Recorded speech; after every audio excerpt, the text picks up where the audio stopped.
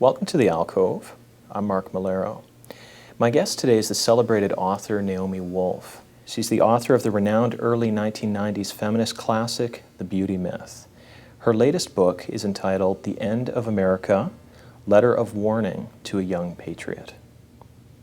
Welcome. Thank you. To anybody that reads this, feels inspired, this book really is a call to action. It is. I mean, the basic argument of the book is that when would-be despots or would-be dictators want to close down an open society, close down a democracy, or crush a democracy movement, no matter who they are, whether it's Mussolini in the 20s, the National Socialists in the 30s in Germany, East Germany in the 50s, Czechoslovakia in the 60s, right. Pinochet's coup in Chile, the Chinese in the 80s, they all do the same 10 things. They all take the same 10 classic steps to close down a democracy. It's a playbook. It's a playbook. It's a blueprint. It's like tick, tick, tick, tick, tick, tick.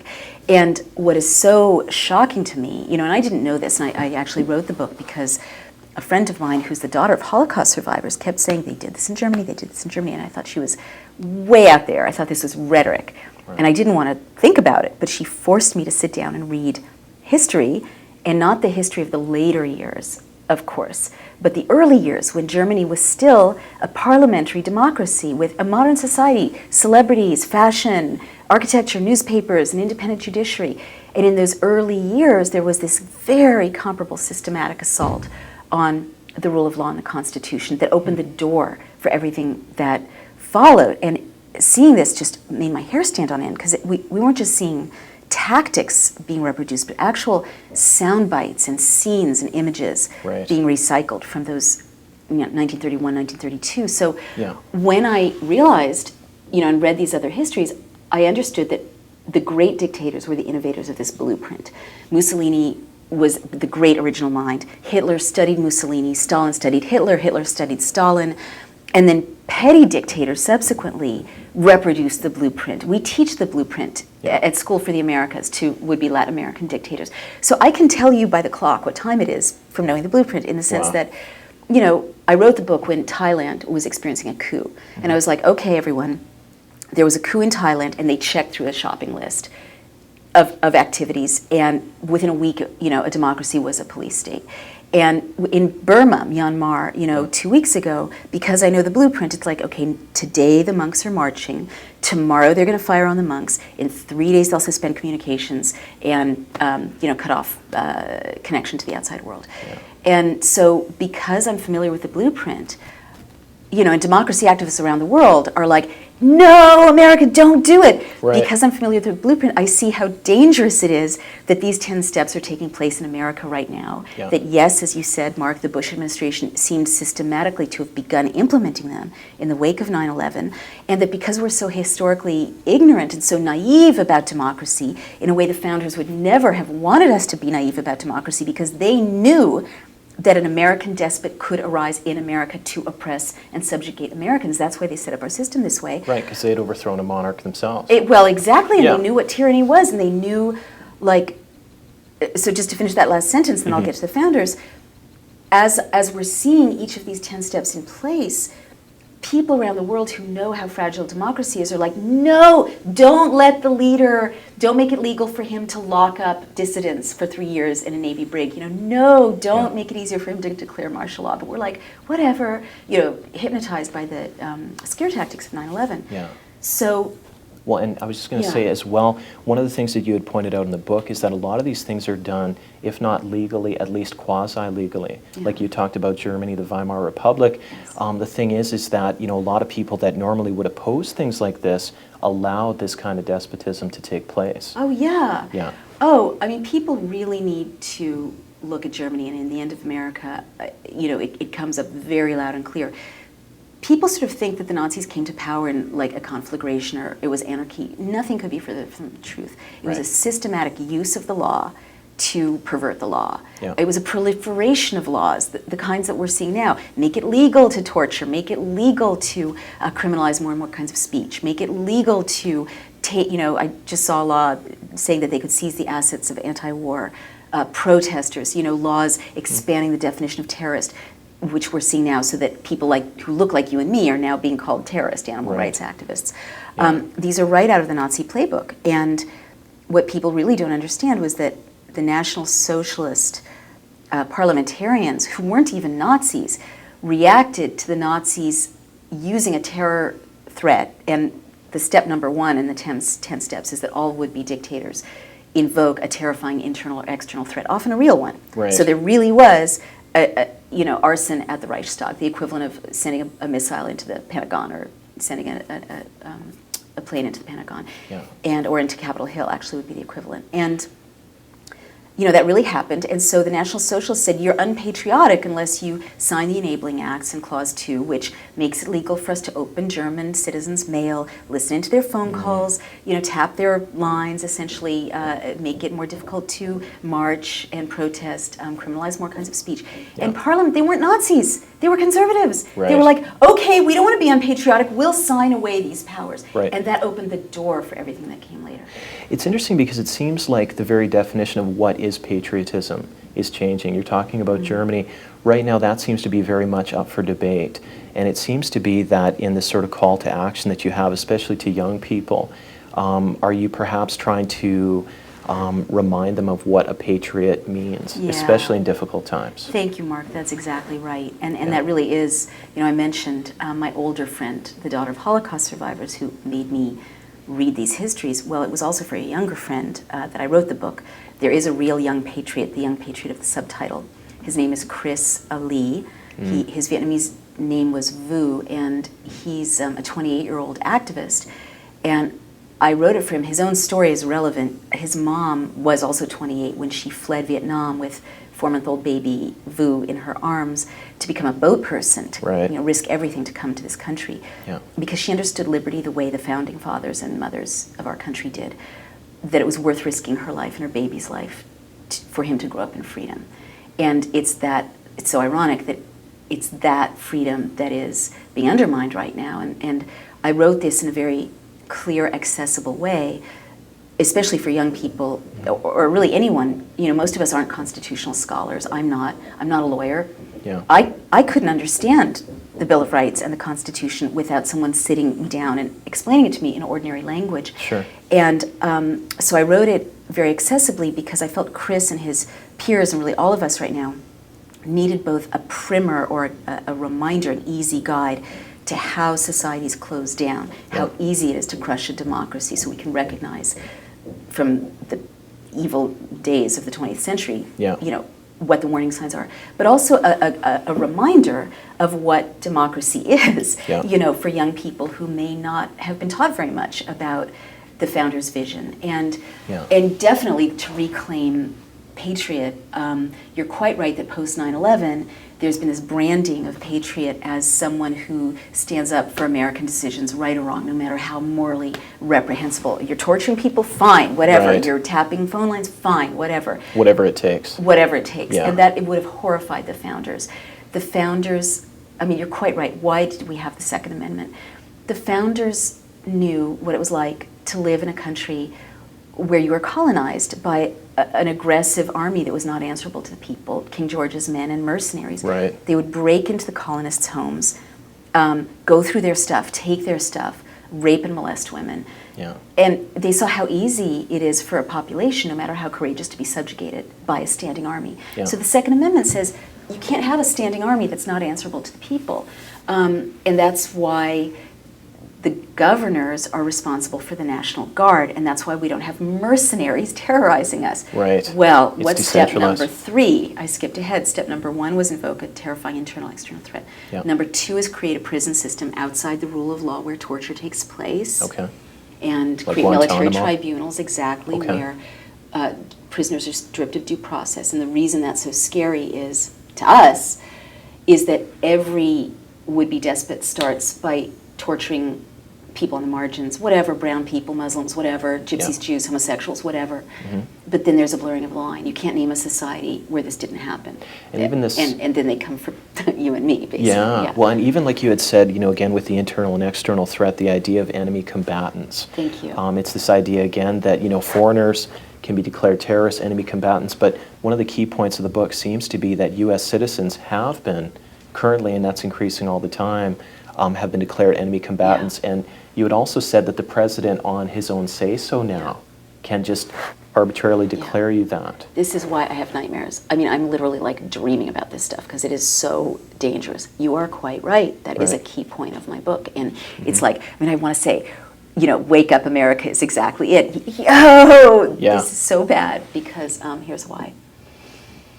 When I walk out of here, or when you walk out of here, or it really doesn't matter, when the guy who is sweeping the street, you know, gets to the end of the next block, no matter how innocent we are, no matter that we haven't done anything, on his say-so alone, the president can say, Mark, you're an enemy combatant. Naomi, you're an enemy combatant. Person sweeping the street, you're an enemy combatant. Head of the Republican National Committee, you're an enemy combatant. It's like Mother May I. He says it, that's it. Yeah. And you and I will find ourselves in a 10 by 12 foot cell in a Navy brig, in solitary confinement, waiting for up to 3 years to see our family, see our lawyers, have charges filed. Yeah. So they can't torture us yet. However, this is bad because psychiatrists know that prolonged isolation makes sane people like you and me mentally ill. Right. And so, you know, in a closing society, people don't understand it doesn't take a coup. A closing democracy looks like a series of tipping points. It's not even like a linear sort of diagonal. It's what Malcolm Gladwell would call tipping points. Right, and exactly. So I'm still talking, but my personal limit is when I open the newspaper and read that someone I identify with, a journalist, a writer, an editor, has been named an enemy combatant and is in a Navy brig. Wow. That's when I'm going to stop talking. Yeah. And so, yeah, the time to rise up is now because history shows that it takes a handful of such arrests, such abuses, for people to just go quiet, and even while civil society institutions are still intact. Now, also, it's interesting because you mentioned that you personally have been put on some kind of a list. I think you mentioned that maybe at about 9 out of 10 airports domestically, they're searching you more extensively, and that you had asked them, you know, what's going on, and finally some security guard had said, well, you're on the list. And you're like, what list? Yeah, actually, I'm no longer being put on the quadruple S no watch list. I'm sorry. There are 2 lists. Okay. One is the watch list, and it means that you are identified as a high security threat. Quadruple S's, that's what I was getting for a year and a half. Really? Every time I flew. I mean, my friends were like, I'll meet you at the gate, because it was just every time I flew. And I don't fit any terrorist profile that, you know. And is that specifically a terrorist profile? Well, the idea is that you need to be subjected to extra scrutiny because you pose a security threat. You're subversive in some way. Yeah. Yeah. Okay. Okay. So this at first is just annoying. In a strong democracy, it's just annoying because they can't do anything to you, you know, except search you. But I finally, you know, kept asking why, and finally someone from the TSA said, you're on the list. And I'm like, the list? Yeah. What list? And then I reported it out. And sure enough, many, many critics of the administration are on the list, and the numbers are growing all the time. And it's getting really scary. I mean, this is step number 4, arbitrarily detain and release citizens, actually step number 5. Yeah. And so staffers at the ACLU are on the list. Richard Murphy, top constitutional scholar at Princeton, who had just given a speech critical of Bush's assault on the Constitution, was put on the list. Ted Kennedy is on the list. Wow. Little old lady activists in San Francisco who are anti-war activists are on the list. I get these emails that just scare me every day. Jessica Rakoff was at the Justice Department, a lawyer. She told her colleagues, don't torture John Walker Lind, the American Taliban. Make sure he has a lawyer present when you talk to him. She found that her emails disappeared. There was an investigation of her. She was referred to the Bar Association, and now she's on the list. And a high-ranking military guy who served his country bravely in combat missions was critical of the war. Not only is he on the list, but his 15-year-old son is on the list, and his 83-year-old mother is on the list. Wow. So I am very worried about this because for the following reason. Every time I speak, someone comes up to me and says something like, weeping. People are crying. I mean, I wrote this essay on Fire Dog Lake called American Tears because I thought when I wrote this book that I'd be like projecting a dark reality that was down the road that we could avert. But what is so disturbing to me is that now that I've crossed the country speaking about this to people from all walks of life, the stories coming in make it clear that the reality is now. Yeah. And it's late. Because, you know, someone came up to me in Seattle and said, I wrote a letter to the editor that was critical of Bush, and my 10-year-old son is on the list, and I can't, And then she started crying. I can't get him off. I can't, is this going to follow him for the rest of his life? Now, even more disturbing, if you want me to play this out. Sure.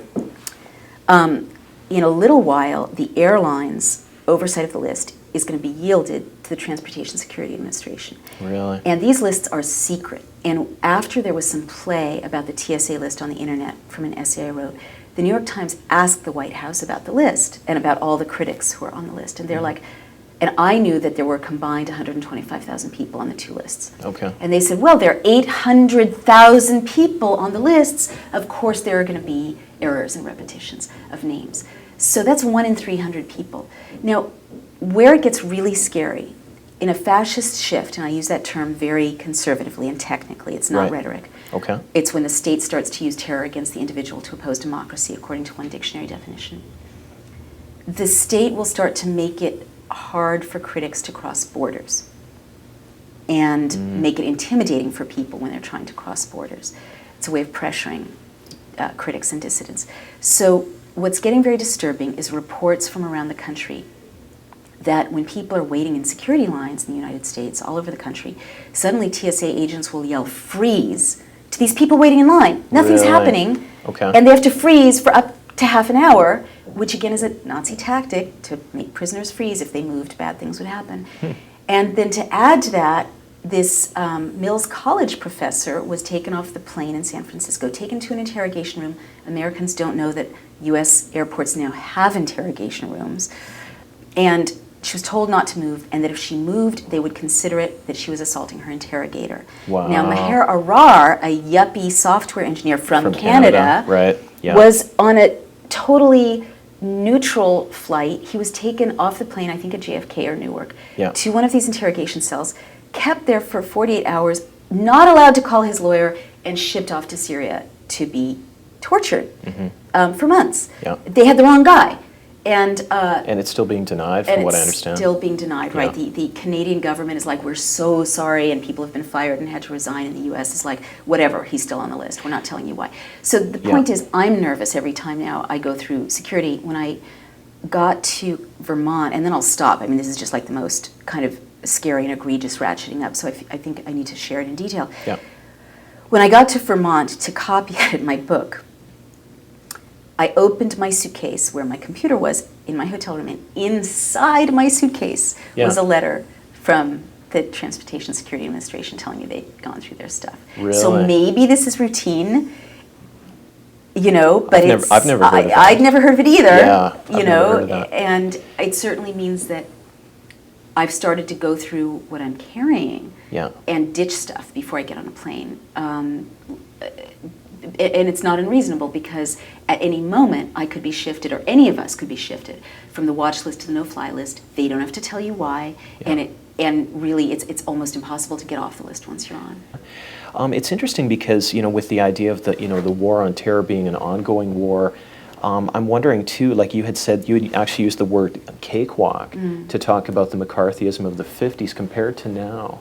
And like you said, you don't want to use a word like fascism lightly, but you definitely do feel that what's happening right now is actually worse, because that's a dark period in American history. Oh, may that be the worst of our problems, as my grandmother would say. This will, if we keep going down this road, that will look like the good old days. Wow. Here's why. Very specific reason. Again, I don't use the term fascism lightly, but the state has started to use the threat of force against individuals to oppose democracy. And that's a tipping point that America has never faced in its entire history. I skipped over, I think, step number 2, which is create a paramilitary force, where we were talking about that, not answerable to people. Like Blackwater? Well, exactly. So right now, Blackwater is murdering civilians in cold blood they did 3 weeks ago in Iraq. And they operate outside the rule of law in Iraq because Paul Bremer made sure that would happen. Now, what's very disturbing is reading that the State Department is covering up for Blackwater during the investigation, both from Iraqi authorities and from the FBI. So when the state starts to create a thug caste of murderers and torturers, and I'm not overstating anything, Eric Prince, the CEO of Blackwater, likes to wrap these guys in the flag. But in fact, he systematically recruits paramilitary, military from countries that torture and terrorize their own civil society leaders. Nigerians, Ecuadorians, Salvadorans, Chileans, right, wow. from Pinochet's guys. Sure. Yeah. They're the ones, so that's happening in Iraq. So Blackwater is already operating in the United States. They were invited by Homeland Security to patrol the streets of New Orleans in the wake of Katrina, right. and Jeremy Scahill has at least one report of contractors firing on civilians in New Orleans. Tomorrow, according to the situation that exists right now, Blackwater could be tasering demonstrators in Times Square or gunning people down. If the state has started to, in America, because of a provocation to public order, if the state starts to protect a paramilitary group that is engaged in violence, there is no way democracy can stand up to that, history shows. I mean, this is, in Italy, it was a parliamentary democracy, and the black shirts were deployed to beat up civilians systematically. And Mussolini was like, I didn't send them, but this sort of softened up the population. And this worked so well that Hitler reproduced the tactic with the brown shirts, even before they were majority in power. And once enough people get beaten up, which is why I'm really wanting to know more about what happened to Randy Rhoads. Right. Because according to the blueprint, what starts to happen now is individual critics get hurt, or citizens start getting hurt. And like they this kid, self-censor. and they self-censor. And if, I'm relieved to hear that her spokespeople said it wasn't a hate crime, but I also know that if, God forbid, I were targeted for some sort of violence by, this thug cast that they're developing, I would be so freaked out that I would say, it's not a hate crime. I'm not saying that's what's happened here. I'm saying that historically this is what happens, is that people get hurt and then they just close down. And understandably, are just too afraid to confront the state anymore. I don't mean to talk about this one case. I'm just saying historically that's what happens. Right. So to go back to your question about why are the 50s nothing compared to this, you're quite right about the difference in the war on terror opposed to any other time. I mean, there have been times of repression before where we've been at war. World War I, the Espionage Act, they rounded up thousands of people like us, beat us, kept us in prison. But then the pendulum swung the other way. They interned the Japanese Americans during World War II. The pendulum swung the other way when the war was over. But this war, Bruce Fein points out, of the American Freedom Agenda, has been defined as global in scope and eternal in space. So there is no point at which the war will be over. Right. And we can go back to civil liberties. Now, why are the 50s so much less dangerous? If I had been put on a blacklist in the 50s, I would be facing the loss of my career, and I'd have to do other work. I wouldn't get to be a screenwriter anymore. Right, okay. Okay, so that's no fun, that's bad. But I wouldn't be facing mental illness in solitary confinement for 3 years. And I wouldn't be facing whatever god-awful ratcheting up of violence against civilians legally, tasering of civilians, preventive detention. Mukasey says he's in favor of preventive detention. Mukasey, the guy that they're probably going to be confirming for U.S. Attorney General, is the guy who wrote the law, or the edict that says that the president can declare you or me an enemy combatant. So people could be brave and stand up during the blacklist years, because it's not that big a deal to lose your job. It's not good. It shouldn't happen in democracy. But torture changes everything. I mean, people who are very courageous, if they're not going to be tortured, close down if they're going to be tortured. I'm the same way, especially if you've got children. Am I going to bring my kids to, the next anti-war march if they're tasering people? Right. Just the threat of that is enough to make you scared. Exactly. Well, it's interesting, too, because you talk about the pendulum. Normally in American history that would swing back, and you're saying that essentially this is not a partisan issue. I mean, for instance, there's a lot of people that say, let's say the government changes to the Democrats in 2008, 2009. You're saying this is not something that's going to take care of itself. This is a whole new thing, because executive power, once gotten, is very hard to pull back regardless of the administration. You are so right. I mean, first, I cannot stress enough that this is not a partisan issue. I mean, I wrote the book. I hope it comes clear, very open-handedly inviting conservatives, Republicans, evangelicals, military men and women, as well as progressives and independents, to join together to stand up for the Constitution. Yeah. The Constitution is not a partisan document. Right. You know, and the founders totally knew, as you said, that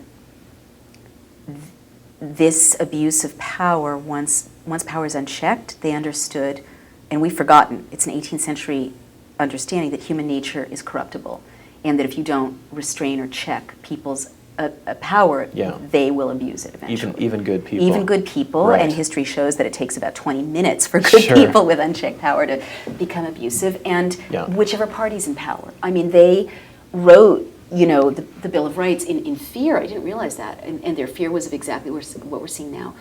They feared an unchecked executive, but they also feared an unchecked Congress or an unchecked majority, because they knew that if you didn't have this beautiful system of checks and balances, it was the default to lock people up, intimidate them, oppress them. Right. Democracy is hard, and if you can just like jail and intimidate the opposition, who's going to stand up to the temptation? So I just was meeting with Michael Ratner this morning, who's the head of the Center for Constitutional Rights, and he represents the detainees. And he made the case that historically, every time, you know, the presidents just don't give up power. And as bad as this is, I mean, again, I keep thinking of the Germans, as bad as it was in 1931, it just got worse in 1933. As bad as it is to see the systemic dismantling of these rights, whether it's Giuliani or Hillary or Obama inheriting these powers, you no longer have democracy. And people really don't understand how scary that is. You know, it's not going to make me feel better if Hillary can put, you know, Drudge in prison, or, you know, Bill O'Reilly in prison. This is not America. Right. And so it's completely a transpartisan issue. And I'm glad to say, although I'm also sorry to say, that on the road, I would say my audiences were as much Republican as Democrat. Oh, interesting. Yes, okay. and there is many conservatives who are freaked out about this. Well, that's interesting, because I was going to say, like, in terms of feedback, even though you're saying it's not a partisan issue, I would imagine people on the left would maybe be more open to this, but you're saying that it's not. Like, I'm just wondering, what kind of criticism, what kind of feedback have you had? Has there been anything that has maybe, you know, taught you something you didn't know? Was there anything that surprised you, perhaps? Well, that's a good question. I mean, I certainly haven't. I was expecting the right to smear me, and they haven't. I mean, by and large. That's surprising.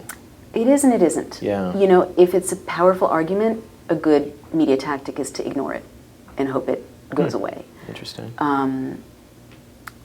I mean, I would welcome more, you know, negative attention from the right, you know, in order to get the word out more effectively. Sure. There has been basically a mainstream media blackout. I don't think these things are an intentional conspiracy. I mean, all of my loved ones are the mainstream media, and they don't sit around saying, let's not cover this or that. But I think it's notable that all the mainstream press outlets and TV outlets I usually do really aren't touching this. They're not going near it? No, by and large not. Hmm. And so in terms of feedback, I mean, unfortunately, I was hoping, you know, that critics would say this is extreme, this is off the charts, there are no parallels. But overwhelmingly, unfortunately, what I'm hearing and experiencing is people from all walks of life saying, okay, I knew in my gut something was wrong. This shows me the big picture. This shows me what these 10 steps are. You know, thank you for, you know, it's better to know. Yeah. You know, as awful as it is, it's better to know. Sure. And how do we take action now? And what they're saying is, unfortunately, is it too late? You know, you're talking about people taking media into their own hands, people protesting, just people standing up for themselves.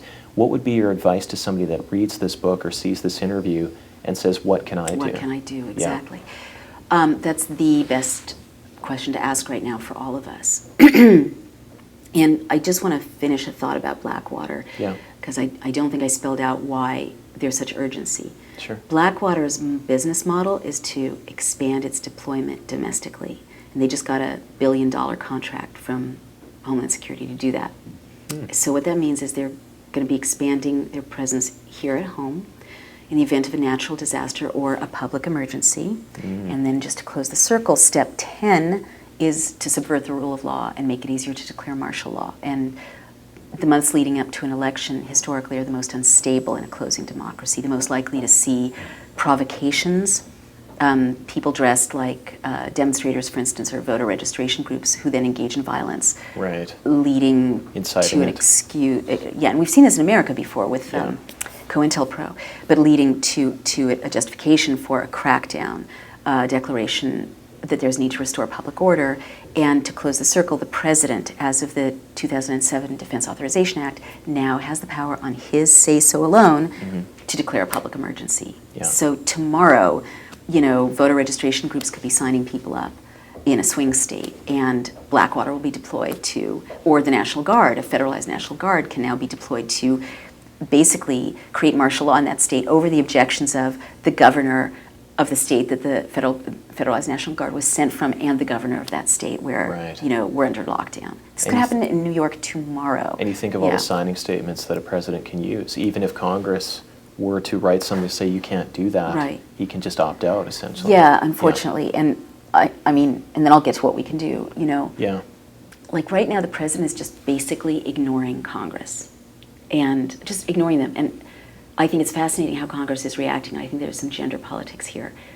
I don't think women would have trouble saying, he's just beating the shit out of us and abusing us and ignoring us, and we don't exist. Yeah. But I think it's so, and I'm sorry to have used an obscenity. I hope you can black it out. No, go ahead. Whatever, beep it out. Let me re-say that.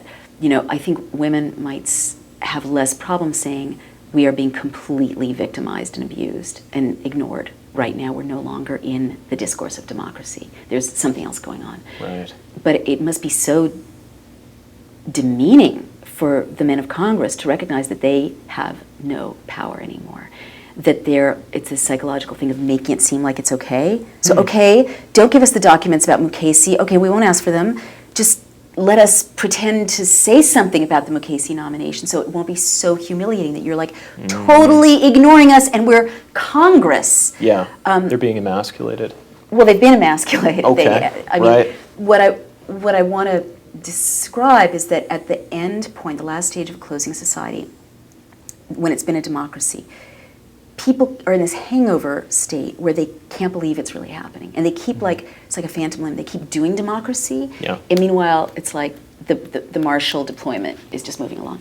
There's this scene in the 20s, in 1920, I believe, when Mussolini's black shirts had already marched on Rome. It was already over. But Parliament was still meeting and trying to negotiate with him, and they offered him 4 cabinet positions. And he's just like waiting for them to realize that it isn't democracy anymore. Wow. That time for negotiating is over. Yeah. So I feel like we're in this hangover period like where an appeasement phase almost. Congress is behind the American people because the American people get it that it's not democracy anymore. Yeah. They're not engaged in democracy anymore. It's another game. Yeah. So it's a crisis, and Congress is like, we're still going to pretend that you're listening to us and that we have any power in this system at all. What do we do? Yeah, exactly. It's pretty serious. Okay, 3 things. You go to AmericanFreedomCampaign.org, which is a new group that I co-founded with Wes Boyd, the head of Move On, and Bill Hazeltine, the guy who sequenced the human genome, and a few other people. And we've got many partner organizations and almost 5 million members in those partner organizations. Okay. So it's a beginning. We need 50 million. Yeah. But there is a pledge that you can sign, and we're making all the candidates sign it. All the Democrats have now signed it. Now we're going to the Republicans to restore the Constitution and the rule of law. It's not enough. There's a 10-point legislative agenda that if Congress passed it would stabilize democracy. Okay. Things like restore habeas corpus, protect journalists from prosecution, push back the Military Commissions Act. Good news is Ron Paul, who is on the right, but whatever, introduced this legislation because we have a parallel organization on the right, the American Freedom Agenda. Okay. And the legislation is almost identical. Right. He introduced it to Congress yesterday. So you guys all email, call your representatives and make them pass this legislative agenda. Yeah. But the third thing, I'm going to say it, there is no time. There really isn't time because at the end of America, there are these series of what-ifs, according to the historical record, things that are very unpleasant that could easily play out before the election, which basically will mean that the election will be meaningless and that that we basically shifted into a system that's no longer a democracy. And you've said, essentially we've subcontracted so many things to pundits, to professionals, to constitutional experts. So again, what can just a regular citizen... Thank you. So just to get to that, Yeah. a regular citizen can drive, this is what we have to do, hearings, congressional hearings, to investigate the crimes of this administration with an eye to impeaching and prosecuting these criminals. And it'll take a mass movement. I said to Michael Ratner, who gave me a tutorial in the 3 major crimes that are prosecutable, that they've committed. And this is not rhetoric, that they've committed against the founders' vision, against the Constitution, impeachable and prosecutable crimes. Okay. And what it would do to, and I said, well, what do you need for us to do that? He said, we need a mass movement calling for hearings so that Congress, they're afraid of budging right now because they're afraid of looking soft on terror. Right. If 5 million people or 50 million people call them because they understand that a police state is much scarier than this hyped terror threat in a stable democracy, then we can drive the hearings, which position this as a crime, and we can impeach and prosecute these criminals. And this saves the whole system because it's a way of showing that there is accountability for committing crimes against the Constitution. Now, I've got to ask you, how hopeful are you about this movement? Are you very optimistic? Are you kind of hedging your bets? Where are you right now? Basically, I don't even hedging my bets. Like, someone said, well, one of the things on the agenda is a national strike.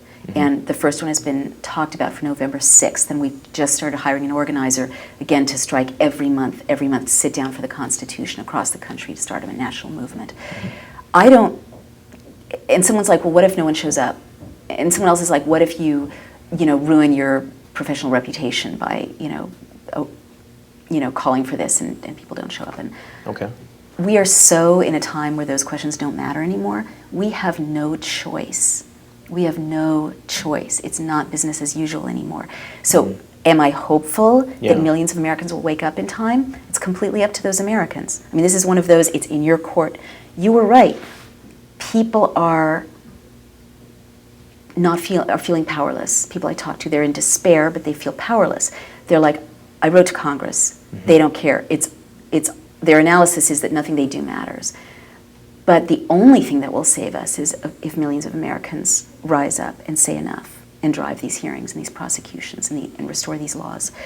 So I did say in the book that people feel powerless because that job of defending democracy kind of did get subcontracted out to politicians, constitutional scholars. We'll worry about the Constitution. And so ordinary people feel like there's no role for them. But we've got to switch it around.